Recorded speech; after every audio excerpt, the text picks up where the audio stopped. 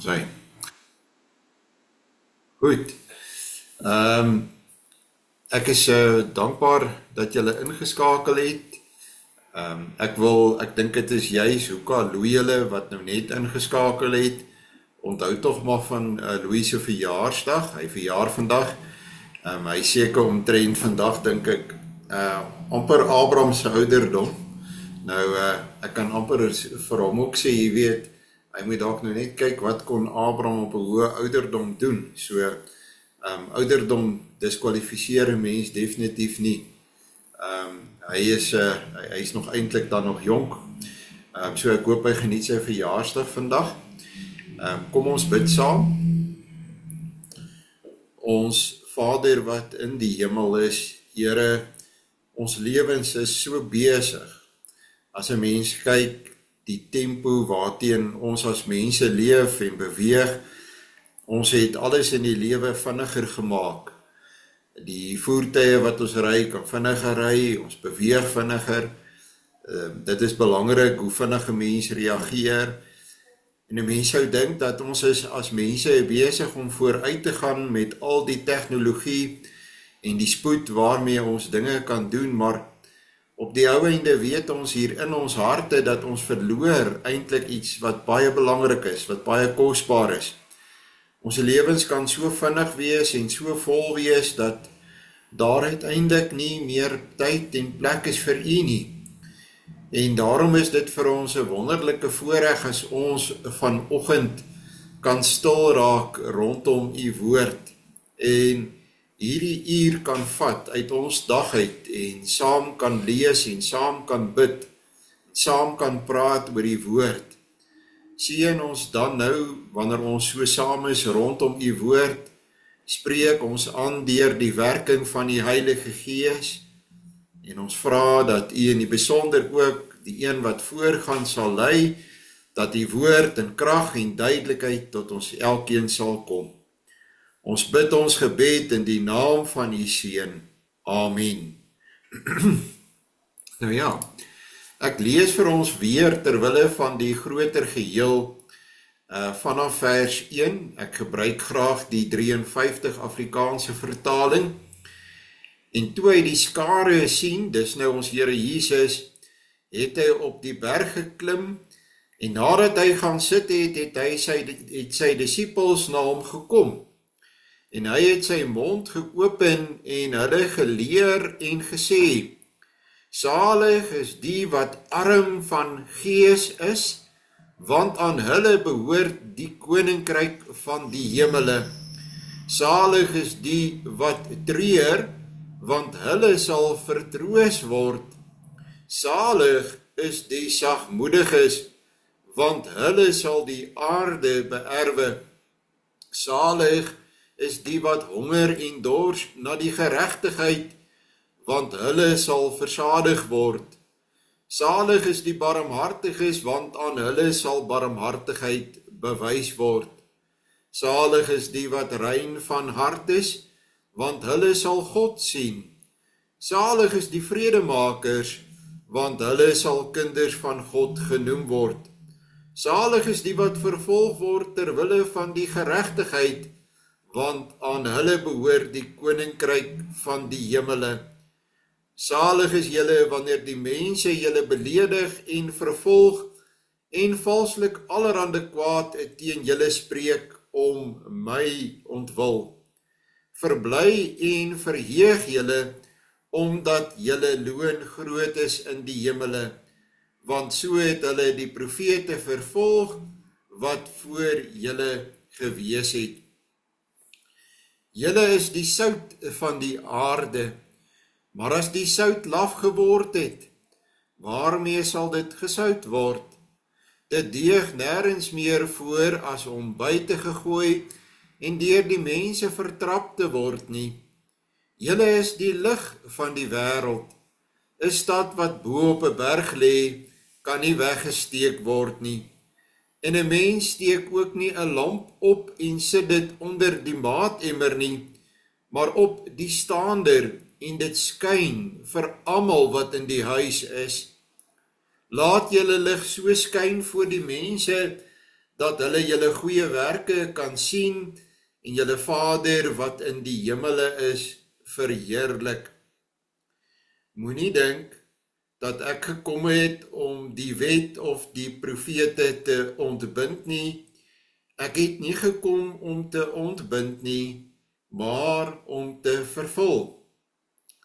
Want voorwaar ek sê vir julle, voordat die hemel en die aarde verbygaan, sal nie een jota of een titteltjie van die wet ooit verbygaan, totdat alles gebeur het nie. Elkeen dus wat een van die minste van hierdie gebooie breek, en die mense so leer, sal die minste genoem word in die koninkryk van die hemele.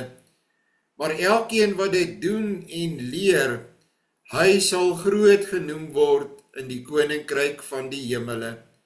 Want ek sê vir julle, dat as julle geregtigheid nie oorvloediger is, as die van die skrifgeleerdes en die fariseërs nie, julle nooit in die koninkryk van die hemele sal ingaan nie. Julle het gehoor, dat daar van die mense van die ou tyd gesê is, jy mag nie doodslaan nie, maar elkeen wat doodslaan, moet verantwoording doen voor die gereg. Maar ek sê vir julle, dat elkeen wat vir sy broer sonder rede kwaad is, verantwoording moet doen voor die gereg. En elkeen wat vir sy broer sê, raka, moet verantwoording doen voor die groot raad. En elkeen wat sê jou dwaas, moet verantwoording doen in die helse vuur. As jy dan jou gawe na die altaar bring en dit jou daar byval dat jou broer iets teen jou het, laat jou gawe daar voor die altaar bly en gaan versoen jou eers met jou broer en kom dan en bring jou gawe. Wees gou goedgesind teenoor jou teeparty, solank as jy nog saam met hom op pad is, sodat die teeparty jou nie miskien oorgee aan die regter en die regter jou oorgee aan die geregsdienaar en jy in die gevangenis gewerp word nie. Voorwaar, ek sê vir jou, jy sal daar sekerlik nie uitkom voordat jy die laaste oortjie betaal het nie. Julle het gehoor dat daar aan die mense van die ou tyd gesê is, jy mag nie egbreek nie. Maar ek sê vir julle dat elkeen wat na 'n vrou kyk om haar te begeer, reeds in sy hart met haar egbreek gepleeg het. As jou regter oog jou dan laat struikel, ruk dit uit en gooi dit weg van jou af, want dit is vir jou beter dat een van jou lede vergaan en nie jou hele liggaam in die hel gewerp word nie. En as jou regterhand jou laat struikel, kap dit af en gooi dit weg van jou af, want dit is vir jou beter dat een van jou lede vergaan en nie jou hele liggaam in die hel gewerp word nie. Daar is ook gesê, elkeen wat van sy vrou skei, moet haar 'n skeibrief gee. Maar ek sê vir julle dat elkeen wat van sy vrou skei, behalwe omrede van hoerery, maak dat sy egbreek pleeg, en elkeen wat die geskeie vrou trou, pleeg egbreek. Verder het julle gehoor dat aan die mense van die ou tyd gesê is, jy mag nie vals sweer nie, maar jy moet jou ede aan die Here hou. Maar ek sê vir julle, sweer hoegenaamd nie by die hemel nie, omdat dit die troon van God is, ook nie by die aarde nie, omdat dit die voetbank van sy voete is, ook nie by Jerusalem nie, omdat dit die groot stad van die koning is, van die groot koning is. Ekskuus, ek wil net hier krag aansit.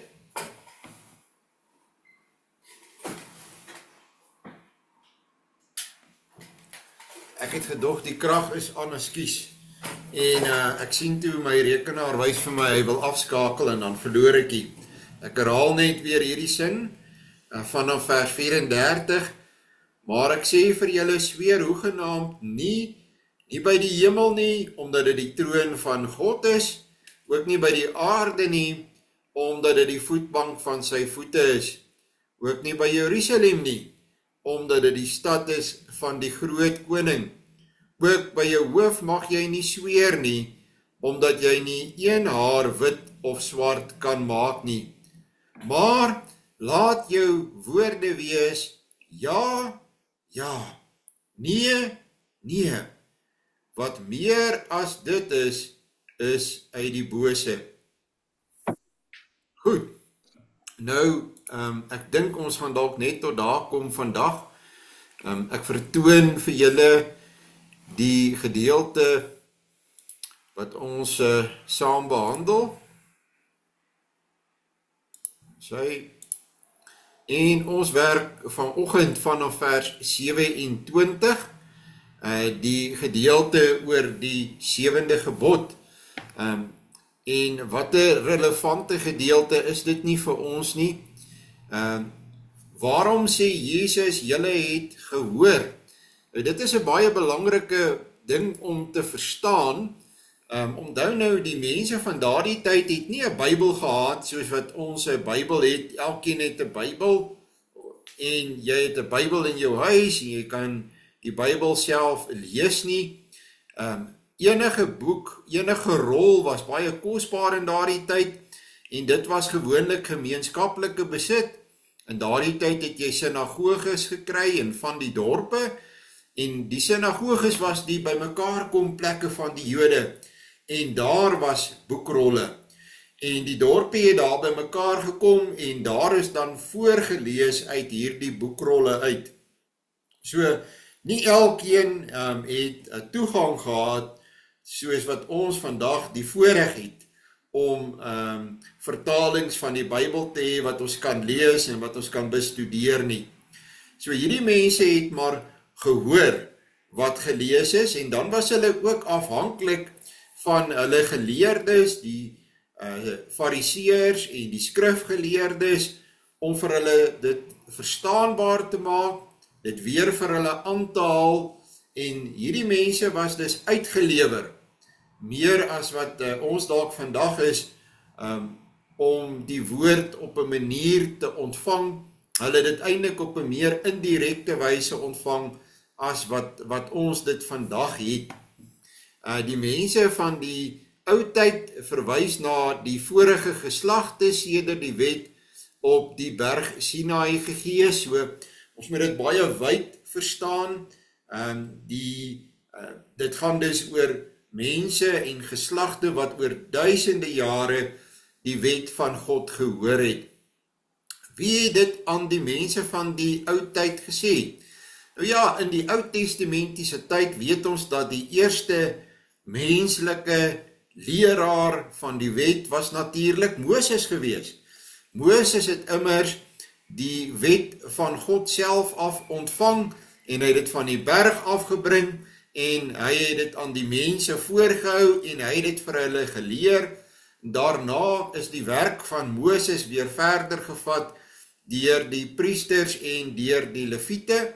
Hulle het dan ook die mense onderrig. So op die meeste en memorisering was in daardie tyd 'n baie belangrike ding. As mense die woord van God gehoor het, het hulle miskien 'n klein stukkie gehoor, hulle dit onthou, hulle dit gememoriseer en 'n pa sou tipies in die huis rondom die etenstafel 'n spesifieke deel van die woord vir die gesin opgesê het en die gesin sou dit by die pa geleer het. So die Ou Testament weet ons dit, byvoorbeeld die akrostiese psalms, begin elke keer met 'n letter van die Hebreëse alfabet. En die gedagte was sodat mense die wet maklik kon leer en onthou, of die woord kon leer en onthou, en met hulle saam kon dra deur die lewe. Ek dink daar is nog steeds 'n plek daarvoor vandag, dat ons is baie gemaklik, ons dink dat ons selfone gaan altyd werk, ons gaan altyd opvang sê, so ons gaan maklik vinnig kan kyk op ons selfoon, of wat staan in die Bybel, of ons gaan uit die Bybel kan lees. Maar ek het al gevind byvoorbeeld dat my selfoon gaan af. Sy battery is pap en ek moet vir iemand lees. Ek verkies nog steeds 'n doodgewone boek wat ek met my saam dra, 'n Bybel wat ek met my saam dra, jy kry dit in verskillende groottes, maar dan probeer ek deesdae ook tyd maak om die wet en die woord van die Here hier in my kop te kry. Want as dit ooit van my al weggevat word, het sy my Bybel, my fisiese Bybel of my selfoon, dan het ek nog altyd die woord van die Here hier by my. Dit kan nooit van my al weggevat word nie. En ek vind, daar's groot waarde hierin ook vir ouer mense veral, dat dit is deel van die oefening wat 'n mens jou brein kan gee. En wat ek al ervaar het by mense wat baie oud is en wat aan Alzheimer's ly, dat juis hier na die einde van hulle lewe toe, dan is dit juis dit wat hulle gememoriseer het toe hulle jonger was, wat hulle onthou en wat hulle dan kan opsê. Byvoorbeeld, 'n gedeelte van die Bybel wat baie geliefd is byvoorbeeld Psalm 23. Ek het al by baie ouer mense gekom wat Alzheimer's het, maar Psalm 23 ken hulle uit die hoof uit. So daar is, weer eens, ek sê dit, daar is groot waarde daarin om die woord van die Here te memoriseer, 'n punt daarvan te maak om 'n metode vir jouself te kry, jy kan gebruik om die woord van God te memoriseer. Nou die 7de gebod sê natuurlik, jy mag nie egbreek nie. En anders as by die 6de gebod, wat die Here Jesus hier bespreek in vers 21 tot 26, word hier nie gesê dat daar en waar daar verantwoording gedoen moet word by die oortreding van die gebod nie. Tog word daar in Levitikus 20 vers 10 en ook in Deuteronomium 22 vers 22 tot 24 beveel dat 'n man of 'n vrou wat oorspel gepleeg het, gestenig moet word. En dit wys vir ons dat God is baie ernstig oor hierdie gebod, anderste as wat ons deesdae in die wêreld rondom ons sien en beleef. God neem hierdie gebod baie ernstig op. Die wêreld mag nie veel daarvan dink nie, of hulle nie baie steur aan die woord van die Here nie, of aan die verstaan van hierdie gebod nie. Jy gaan nie daarmee wegkom nie, jy sal nog steeds voor die Here staan, en hy gaan jou oor elke gedagte en oor elke ligsinnige woord, ook in verband met die 7de gebod, gaan hy jou tot verantwoording en my tot verantwoording bring. Jesus gaan hier egter nie in op die verantwoording soos by die 6de gebod nie. Die klem val eerder op wanneer daar egbreek gepleeg word, omdat die fariseërs en die skrifgeleerdes graag hierdie gebod beperk het tot die eintlike daad van oorspel. En die Here Jesus wil juist die punt maak dat die gebod lankal oortree is nog voordat daar gekom is by die daad. Mense het baie keer hierdie redenasie om te sê, ag, ek kyk net, ek vat nie. 'n Mens mag na lekker kos kyk, jy hoef dit nie altyd te eet nie, is hulle redenasie, maar dit gaan nie op as dit kom by hierdie gebod nie, want die Here sê uitdruklik, dat dan is daar 'n begeerte, dis die 10de gebod, in jou hart, om hierdie gebod te oortree. Jy moet God in jou hart dien. Vir hom is dit geweldig belangrik wat die gesindheid van jou hart is. En dat daar die begeerte in jou hart is om aan sy woord en sy wet gehoorsaam te wees. En nou is jy by die punt dat daar 'n begeerte in jou hart is wat 'n oortreding van die wet van die Here is. Oortreding van die 7de gebod. Die oomblik as jy 'n persoon sien, dan vorm jy beelde. En jy het gedagtes. Jy het nie meer beheer nie. Jy oefen nie meer selfdig oor jouself uit nie. Jou gedagtes hardloop met jou weg. En dan het jy al reeds hierdie gebod oortree en staan jy skuldig voor God. moet ook nou nie die fout maak om te dink, dat omdat ek het nou al reeds gedink het, nou kan ek net sowel maar vat en ook gaan doen nie. Die Here sal dit ook nie verdra nie, hy sal dit ook uit die aard van die saak nie sien as geregverdig, dat omdat jy dit nou al klaar gedink het, nou kon jy dit maar doen nie, jy het dit net daar en dan erger gemaak, want jy het nou gegaan van gedagte na woord na daad. Met ander woorde, die sonde het in jou, die saadjie is geplant, die bevrugting het plaasgevind, en dit het uiteindelik wasdom bereik, en dit gaan jou lewe vernietig. En op hierdie punt wil ek vir julle sê, dis die een punt waarop jy jouself moet baie versigtig, wat jy jouself moet oppas. 'n Mens kan baie maklik struikel en val. Die Joodse geleerdes het byvoorbeeld as hulle by so 'n vrou wat skamelik geklee was, sien aankom het in die straat, dan het hulle letterlik omgedraai en met hulle gesig na die muur toe gaan staan, sodat hulle nie vir daardie vrou moet kyk en moontlik sonde doen nie. Dit is miskien 'n ekstreme voorbeeld, maar dit is hoe geweldig maklik 'n mens kan struikel en val. En mense dink, hulle gedagtes is privaat. Dit wat hulle daar dink, party vrouens sal wel sê, daardie persoon kan 'n mens met sy oë uittrek. So, party mense kan dit aanvoel dat dit is wat mense doen. Maar die punt is, die Here ken die hart. Hy weet wat in ons harte leef en wat in ons harte gebeur. En dis daar waar die teleurstelling vir hom ook lê.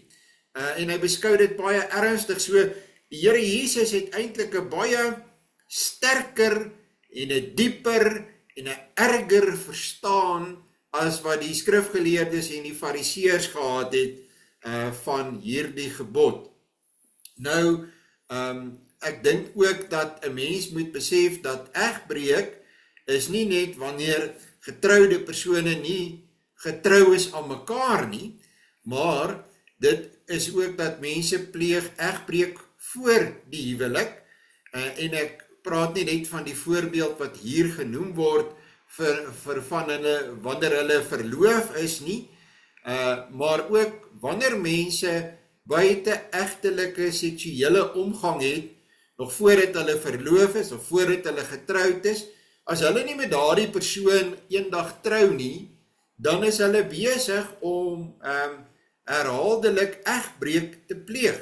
So, ek dink die verklaarders moes 'n bietjie verder gegaan het in hulle verstaan ook van hierdie gedeelte, want daar is 'n idee deesdae dat 'n mens, as jy jonk is, kan jy maar op hierdie punt doen wat jy wil. Jy kan nie. Jy bewaar jouself met die oog op daardie dag wat jy in die huwelik gaan met een persoon, en daardie aspek van jou lewe is vir daardie persoon en vir niemand anders nie. Die wêreld spot daarmee. Die wêreld maak maagdelikheid goedkoop, terwyl dit die kosbaarste ding is wat 'n mens het. 'n Mens wil jouself nie weggee voordat die tyd daarvoor reg is en voordat jy nie die regte persoon ontmoet het nie. So maagdelikheid het ook alles te doen met gehoorsaamheid aan God. En op hierdie punt is die wêreld heeltemal verwilder, en die wêreld se siening van die 7de gebod, is ek jammer om te sê, is baie keer verkeerd. Ek dink dat 'n mens moet ook spesifiek dink aan die flieks wat mens kyk. Kyk, daar is amper nie 'n fliek waarin daar nie 'n toneel is wat Christene nie kan kyk nie. Hierdie flieks is vol daarvan, of van buiteegtelike verhoudings. Ek onthou, ek kyk glad nie meer televisie nie, so jare gelede was hierdie Afrikaanse sitcoms vol van buiteegtelike verhoudings, net soos dit in Amerika was vroeër jare, toe dit oorgewaai na Suid-Afrika toe, en dit het mense sensitief gemaak vir die gedagte dat 'n mens kan eintlik doen wat jy wil. Jy is vry. Maak soos jy wil, leef soos jy lus het. Is dit net mans wat na vroue kyk? Daar is voorbeelde in die Bybel. Ek dink die voorbeeld van Potifar se vrou in Genesis 38 vers 7 tot 23 is 'n baie goeie voorbeeld. Ek wou net nou dit gesê het toe dit my nou ontgaan, maar nou onthou ek dit weer. Kyk, as jy nou totale verwoesting en vernietiging in jou lewe wil bewerk, dan gaan jy en jy oortree hierdie gebod. As jy jou lewe wil heeltemal verander, negatief verander, dan gaan jy en jy oortree hierdie gebod. Dan gaan lol jy met iemand anders se huweliksmaat, of jy gaan in 'n buiteegtelike verhouding. Jou lewe sal nooit weer dieselfde wees nie, jou huwelik sal nooit weer dieselfde wees nie, selfs al bly julle by mekaar. Jy gaan jou gesin en jou kinders in die diepste elende dompel, en dit vat jare, baie terapie, baie hulp, baie gebed, baie aandag om mense na so iets net hoegenaamd by mekaar te hou, en dit vir 'n kort rukkie se pret en se plesier. En wat hiermee gewoonlik gepaard gaan, is drankmisbruik. Wanneer mense te veel gedrink het, dan is hulle geestelik oop, en hulle oortree maklik hierdie gebod. Jy gaan jouself vernietig. Gaan lees die waarskuwing van die vader wat besig is om sy seun te onderrig in Spreuke, hoe dat hy hom waarsku teen die lustige vrou. En ek kan vir julle sê, dit is alles 100% waar. So die Here Jesus is eintlik hier besig, wil ek vir julle sê, om vanoggend vir ons weer eens te sê, moenie net hiervoor bang wees nie, hy pleit by ons om gehoorsaam te wees. Hoe laat 'n mens se oog en hand jou struikel, wanneer 'n mens se oog na iemand van die ander geslag met begeerte kyk? Nou, deesdae moet jy nou sê, nie net van die ander geslag nie, maar van dieselfde geslag, en dit is op nog 'n vlak ook weer verkeerd. Hier dieselfde geslagverhoudings is direk in stryd met die skrif. Ek gee nie om wie sê wat nie, ek wonder nie daaroor nie, ek is nie onseker daaroor nie, ek is absoluut oortuig daarvan, dat enige homoseksuele verhouding word deur God in die skrif kategories veroordeel. Ek dink nie kerklike vergaderings moet hulle tyd hieroor mors, studie hier aanspandeer nie, dis onnodig. Daar is nie sprake van dat dit op enige manier vir God aanvaarbaar is nie. Die enigste aanvaarbare verhouding vir hom is die heteroseksuele verhouding tussen een man en een vrou, en dit is dit, punt, klaar. Daar is geen debat daaroor nie. So net wanneer jy met begeerte kyk, en jou hand iets doen om uitdrukking aan daardie begeerte te gee, die begeerte al tot 'n sondige daad gevorder. Jy moet altyd dink, moenie alleen na iemand toe gaan nie. Die oomblik as jy ongemaklik voel in 'n persoon se geselskap, maak seker, as jy daardie persoon moet sien, vat jou eggenoot met jou saam, kommunikeer met jou eggenoot daaroor, sê vir jou eggenoot, ek is ongemaklik in daardie persoon se geselskap, jy moet saam met my kom. En ek glo eggenote moet mekaar in die verband ook beskerm en mekaar ook help.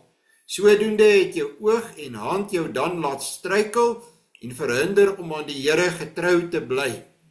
Hierdie sonde is 'n sonde wat direk inbreuk maak op jou verhouding met God. Die oomblik as jy op hierdie pad gaan en God se gebod oortree, affekteer dit geweldig negatief jou verhouding met God. Hoe moet die oog uitgeruk en die hand afgekap word? Hierdie uitruk en afkap word figuurlik bedoel. Dit kom daarop neer dat 'n mens die sondige begeerte wat die oog lei om te kyk en die hand lei om te doen afsterf. So jy gaan en jy identifiseer daardie begeerte en jy hanteer dit. Jy bid daaroor. Jy, as dit 'n spesifieke persoon is wat vir jou probleem is, dan sorg jy dat jy nie daardie persoon kontak nie, jy vermy daardie persoon. So afsterf dat dit wat daardie sonde betref, jy blind en vermink is. So, die Here gebruik baie sterk woorde as dit kom by hierdie en terme as dit kom by hierdie sonde, omdat dit so 'n sterk begeerte in die mens is. En ek dink ons moet besef dat die Here het juis hierdie begeerte in ons gesit, en dit is nie 'n negatiewe begeerte nie. Dis 'n begeerte wat ons ook moet hê na iemand van die teenoorgestelde geslag. Anderste, hoekom sal ek uiteindelik van iemand hou, met daardie persoon trou en ons gaan 'n gesin bou? So, dit is nie dat hierdie begeerte die probleem is nie. Die begeerte na iemand van die teenoorgestelde geslag nie, maar ek het 'n sondige natuur, en my sondige natuur maak hierdie positiewe begeerte wat God in my lewe geplaas het, kan dit laat ontspoor en in die verkeerde rigting in laat loop. 'n geweldige groot probleem deesdae is pornografie.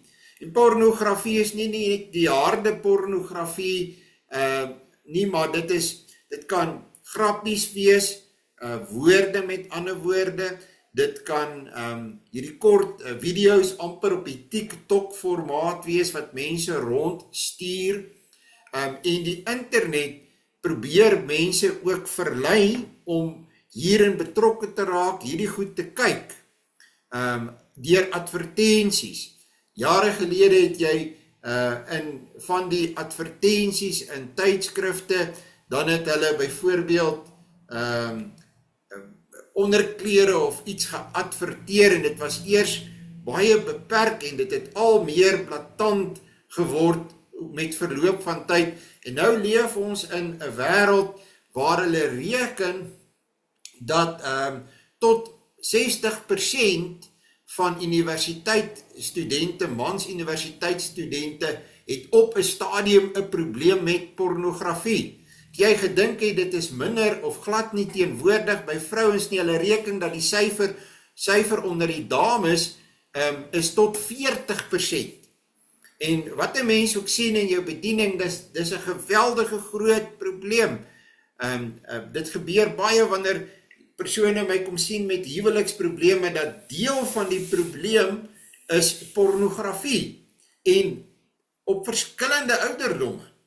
So, jy moet jou hart meer bewaar as enigiets, maak baie seker, dat dit waarna jy kyk, dit waarna jy luister, dit hoe jy tegnologie gebruik, is positief, dat jy jou lewe en jouself vul met positiewe dinge, wat jou opbou.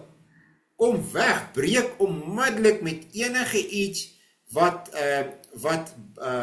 baie grafies is, wat plaatant is, wat jou gedagtes in 'n sekere rigting stuur.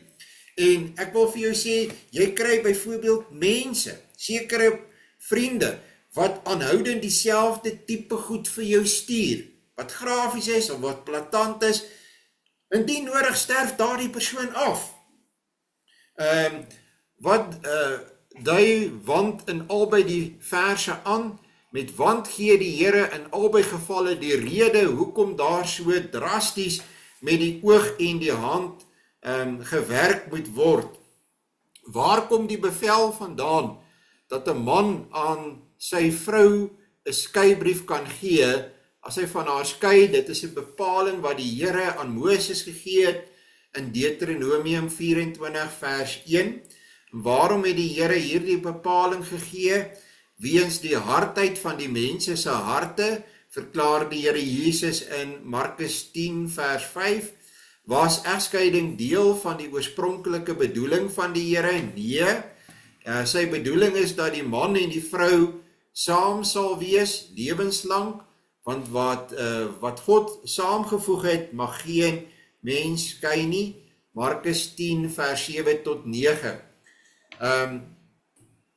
In lyn hiermee en die punt oor pornografie, wat ek nou net gemaak het, as jy weet, jy het 'n probleem, hierdie tipe van sonde ten opsigte van die 7de gebod, se petrol, se brandstof, is geheimhouding. Gaan na iemand toe, gaan na jou dominee toe, gaan kry hulp, gaan praat daaroor, dat iemand jou begin help om die probleem te hanteer. As jy huweliksprobleme het, of as jy 'n probleem met begeerte het, gaan weer eens na jou predikant toe. Dis nie iemand wat jou saak, of dit waaroor jy met hom praat, uitlap nie. Dit behoort iemand te wees wat baie betroubaar is. Gaan praat met hom, kry hulp. Wat is die enigste geldige rede vir 'n egskeiding? Hoerery, omdat 'n getroude wat hoerery gepleeg het, reeds sy huwelik verbreek het. Nou oorspel, weet julle natuurlik, is die verhouding met 'n ander persoon buite die huwelik. Moet 'n man en vrou skei as hoerery plaasgevind het, is dit met ander woorde 'n bepaling, 'n wet, dat as een van die partye hulle skuldig gemaak het aan die oortreding van hierdie gebod, dan moet hulle nou skei? Nee, dit is nie wat die Here bedoel nie. Die onskuldige party kan besluit, of wil die onskuldige party met die huwelik voortgaan, of nie met die huwelik voortgaan nie. Maar as daardie onskuldige party in die huwelik sou besluit om met die huwelik voort te gaan, dan kan hy nie dit later, of sy dit nie later gebruik as 'n rede om wel te skei nie, byvoorbeeld 2 of 3 jaar later, of selfs 5 jaar later nie, en jy kan ook nie weer daarna verwys, of dit soos 'n ou koei uit die sloot uitgrawe en teen die ander persoon gebruik nie. Wanneer vind egbreek plaas by egskeiding? Wanneer die vrou of die man dan met iemand anders trou en gemeenskap het, is die egbreek wat gepleeg word 'n daad of 'n toestand. Nou dis 'n belangrike vraag hierdie. Byvoorbeeld, as iemand oor wettige redes geskei het, as daardie persoon dan nou die onskuldige party weer trou, gaan daardie persoon dan vir altyd in 'n staat van egskeiding leef? En die antwoord is nee. Jy leef nie daarna in 'n staat van egskeiding nie, maar die nuwe huwelik, en dit is die tydsvorme van die woorde wat hier gebruik word, maak dit duidelik dat dit is net 'n punktuele handeling. Met ander woorde, dit sê dit is 'n daad wat gepleeg word en nie 'n toestand waarin geleef word nie. Met ander woorde, jy kan nie sê dat so 'n huwelik daarna sal nooit 'n geseënde huwelik deur God kan wees nie, omdat dit 'n huwelik is met 'n persoon wat moes geskei het nie. Daardie huwelik inderdaad daarna kan wel 'n huwelik wees wat die seën van God op rus. So dit is die praktiese betekenis van die feit dat ons hier moet die tydsvorm baie duidelik raak sien, dat dit 'n punktuele handeling is. Uit die aanhaling van die 7de gebod is dit weer eens duidelik dat Jesus nie gekom het om die wet en die profete te ontbind nie. Hy stel hom in sy gesagvolle uitspraak nie teenoor die wet soos sy Vader dit afkondig nie. Jesus stel hom teenoor die Fariseërs en die skrifgeleerdes se eng verklaring van die 7de gebod. 'n Mens pleeg nie net egbreek wanneer jy by die vrou van jou naaste ingaan nie, ook nie wanneer 'n vrou eers toelaat dat haar naaste se man by haar ingaan nie. Dit is egter ook nie net getroudes wat egbreek pleeg nie, selfs mense wat verloof is kan egbreek pleeg omdat die meisie of man reeds aan iemand anders verloof is. Ek het wel vir julle daarop gewys dat ek het 'n breër verstaan selfs as dit, en dit is dat enige persoon wat selfs voor 'n verloving 'n seksuele verhouding het met iemand anderste is besig om egbreek te pleeg, want jy trou nie met daardie persoon nie. Jesus begin nie by die misdaad van egbreek self nie, maar gaan terug na die begin en die oorsprong van die misdaad. Dit begin by die wyse waarop 'n man na 'n vrou kyk of ook hoe 'n vrou na 'n man kyk. Wanneer daar in die hart, dit is in die gedagtes van die een wat kyk, beelde gevorm word van die ander een se liggaam en dade met die ander een se liggaam gedoen word, het so 'n mens wat kyk reeds in sy en haar hart egbreek gepleeg met daardie mens. Die begeerte om die gebod van die Here te oortree is reeds 'n oortreding van die gebod. Vers 29 en 30 is weer voorbeelde wat die Here gee om te keer dat 'n mens die 7de gebod oortree. Die sonde begin altyd baie klein en nie met die misdaad self nie, en dit is hoe mense ingetrek word. Dit begin klein, skynbaar so klein en onskuldig, en dan naderhand is mense heeltemal daarby ingesuig. Dit is die oog wat kyk en die hand wat doen na aanleiding van wat die oog gesien het, en albei word aangedryf deur die begeerte wat in die hart opgekom het toe die oog gesien het. So drasties as wat die mens moet optree in die vorige verklaring van die 6de gebod, so drasties moet hierdie mens wat die 7de gebod betref ook optree. Daardie een liggaamsdeel wat 'n mens laat struikel en sodoende verhinder om getrou te bly aan die Here, moet afgesterf word, want die probleem is dat daardie een liggaamsdeel besmet die ganse liggaam en is eintlik besig om die hele liggaam in die verderf te stort.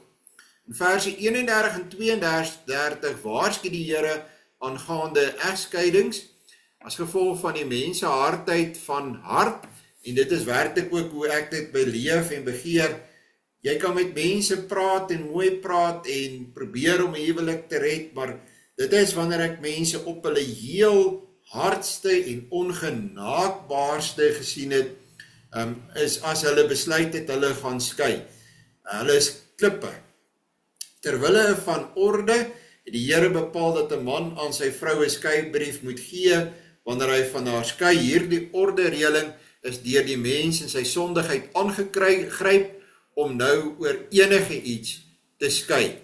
En dit is so deesdae in die hof, hoef jy nie vreeslik rede aan te voer vir 'n egskeiding dat die huwelik ontbind word nie.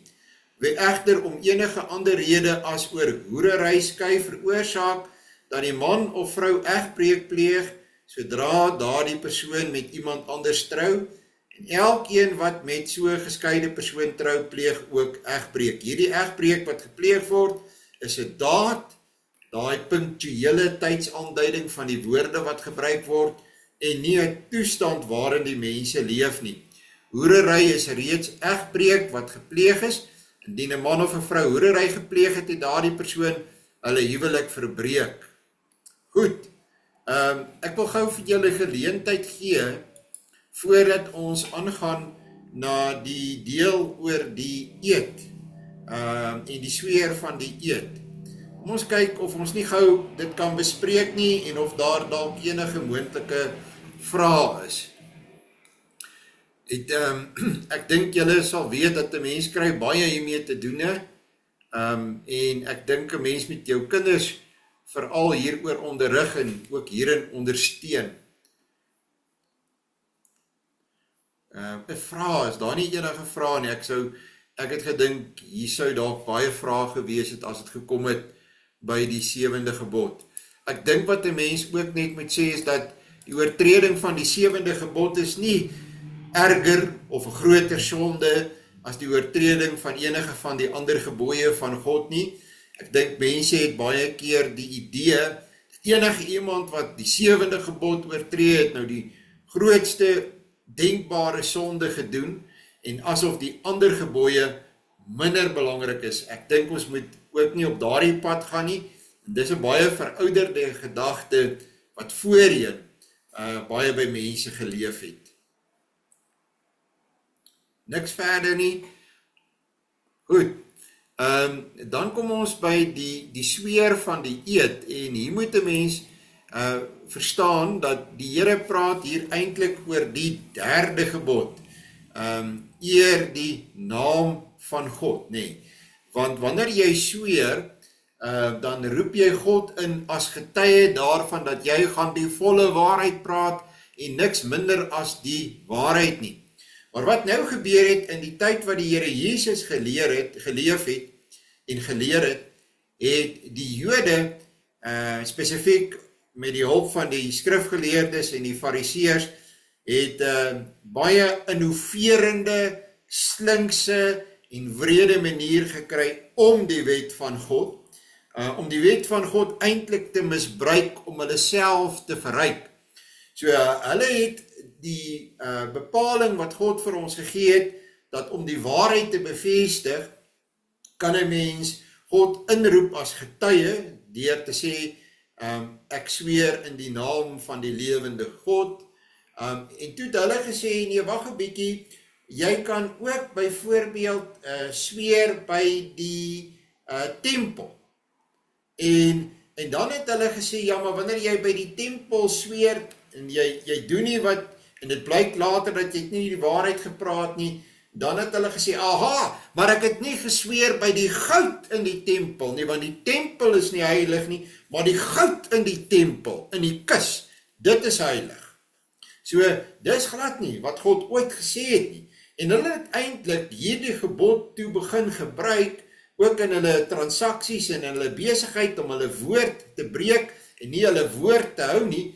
Want kyk, hierdie gebod wat jy God se naam aanroep en sê hy is getuie daarvan dat jy die waarheid praat, verbind jy jouself aan God wat altyd die waarheid praat en wat getrou is aan sy woord. So, hulle het toe daarvan iets verkeerd gemaak. Dis hoekom die Here sê, maar ek sê vir julle, sweer hoegenaamd nie, hy gebruik 'n tegniek, 'n masjaal. En nou dink mense, jy mag nooit 'n eed sweer nie, jy mag onder sekere omstandighede 'n eed sweer om die waarheid te bevestig, byvoorbeeld, wanneer jy 'n beëdigde verklaring moet aflê, wanneer jy in die hof moet staan, maar dan moet jy weet, jy moet werklik die waarheid praat, en nou verwys die Here na die praktyk in sy tyd met vers 35, ook nie by die aarde nie, omdat dit die voetbank van sy voete is, of ook nie by Jerusalem nie, omdat dit die stad van die groot koning is. Elke keer verbind hy dit aan God, en hy probeer vir hierdie mense sê, julle probeer op akrobatiese manier om die gebod te kom, om uiteindelik julle self los te kry, om aan te gaan op die ou manier, om julle nie te bekeer van hierdie sonde nie. Ook by jou hoof mag jy nie sweer nie. Ek sweer vir jou, byvoorbeeld sê iemand sê, op my ma se lewe, of op my lewe, of op my kinders se lewe, omdat jy nie een haar wit of swart kan maak nie, moet dit nie doen nie. Daar gaan so 'n koue rilling deur my, wanneer mense, en party mense is lief om so te praat, wanneer mense sê, ek sweer. Jy doen dit nie. Jy sê nie, ek sweer nie, want jy is klaar besig om my eed af te lê. Moenie sê ek sweer nie, dis die verkeerde manier om te praat. Die Here Jesus sê, jou ja moet dood eenvoudig jou ja wees en jou nee moet jou nee wees, niks meer as dit moet nodig wees nie, want mense ken jou as iemand wat altyd die waarheid praat. Jou woord is jou eer. Wat het daarvan geword? Ek het nog nooit iemand onder eed gestel in my studeerkamer nie. Ek het een geval gehad waar 'n vrou aangekla was van 'n oortreding van die 7de gebod. En voordat ek haar kon keer, toe verklaar daai vrou onder eed teenoor haar man, met die aanroep van die naam van die Here, dat sy is nie skuldig nie. En dit was nie 5 minute nie, toe blyk dit dat sy skuldig is. En die totale vernietiging en verwoesting in daardie mense lewe kan ek nie vir julle beskryf nie. Moenie sweer by die naam van God en nie die waarheid praat nie. Dis die punt wat ek wil maak. Praat altyd, die waarheid word geken as 'n persoon wat die waarheid praat. Die Here is baie ernstig oor sy naam, en sy naam is vir hom baie kosbaar. Wees geken as iemand wat vir wie die waarheid baie belangrik is. Nou ja, kom ek gee weer vir julle geleentheid vir vrae of vir opmerkings oor hierdie gebod?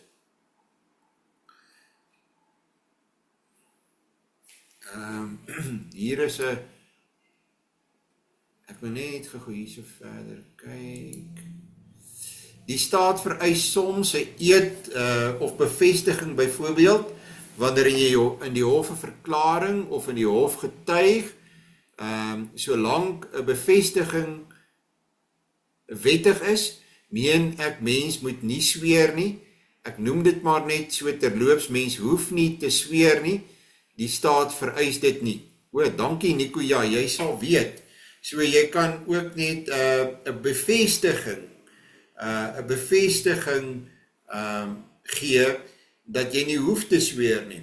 Ek het dit nie geweet nie. Baie dankie daarvoor.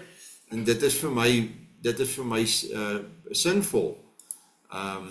Ek dink dat jy kan ook die eed gebruik positief om die naam van God te eer wanneer jy die waarheid praat, en dit blyk duidelik dat jy die waarheid praat, en jy doen dit juis omdat jy God vrees.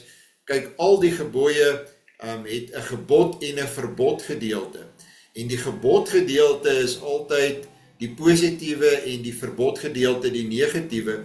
So die positiewe van die gebod gedeelte as dit kom by die naam van die Here is eer die naam van die Here. Leef so, praat so die waarheid dat jy die naam van die Here eer. So daar's ook 'n positiewe wyse waarop 'n mens met die waarheid God se naam kan eer. Daar is natuurlik baie meer wat 'n mens hieroor kan sê. Die wêreld is 'n plek gevul met leuns. Die duiwel is die vader van die leuen. Ons as Christene moet geken word as mense van die waarheid. Ek hoop die Bybelstudie het julle geniet. Ek gaan vanoggend eers hier stop. As daar nie enige vrae of opmerkings is nie, ek gee nog weer 'n geleentheid. Goed. Kom ons sluit saam af. Ons Vader wat in die hemel is, dankie dat U vir ons die wet gegee het, en dankie dat U vir ons hierdie geïnspireerde en belangrike verklaring van die wet gegee het deur U Seun, sodat ons dit kan gebruik om U te eer en U te verheerlik. Gee Here aan ons die krag deur die werking van die Heilige Gees om mense te wees wat positief U woord uitleef in hierdie wêreld. Laat ons nie stil bly nie, maar laat ons geken word as mense wat U liefhet, wat vir die wêreld wil wys dat ons U liefhet, en hulle behoort dit te kan sien in hoe ons werk met U woord en met U wet. Baie dankie vir ons saamwees, seën ons elkeen in die dag. Ons vra dit van U in die naam van U Seun, ons Here Jesus Christus. Amen. Ja, baie mooi en 'n geseënde dag vir julle almal. Goed gaan daar by julle. Dankie Nico. Julle. Dankie Tommy, mooi dag vir jou ook. Dankie. Baie dankie julle. Goed gaan. Tommy, lekker aan. Geniet jou verjaarsdag, Louis. Ja, goed.